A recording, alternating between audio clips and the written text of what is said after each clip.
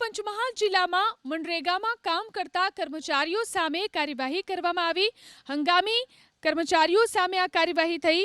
અહીં assistant programme officer અને technical assistant વિરુદ્ધ 7 દિવસ પગાર કપાતની કાર્યવાહી કરવામાં આવી।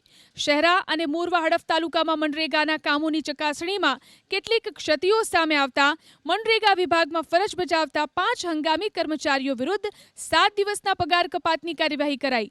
બંને તાલુકાના 6 ગામોમાં મનરેગાના માટી મેટલ રસ્તા, સીસી રોડ, સામૂહિક સિંચાઈ કુવા, પેવર બ્લોક જેવા કામોમાં ક્ષતિઓ જણાતા સ્ટેટ મોનિટરિંગ સેલના રિપોર્ટના આધારે જિલ્લા વિકાસ અધિકારી અને જિલ્લા ગ્રામ વિકાસ એજન્સીના ડાયરેક્ટરે કાર્યવાહી કરી।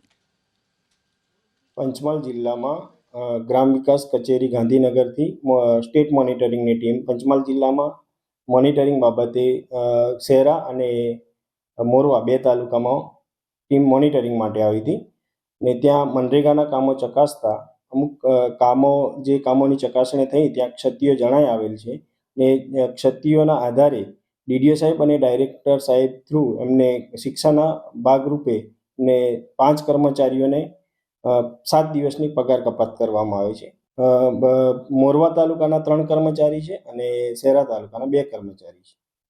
શહેરા તાલુકામાં જે આસિસ્ટન્ટ પ્રોગ્રામ ઓફિસર અને ટેકનિકલ આસિસ્ટન્ટ એમને આસિસ્ટન્ટ વર્ક્સ મેનેજરનો ચાર્જ આપે।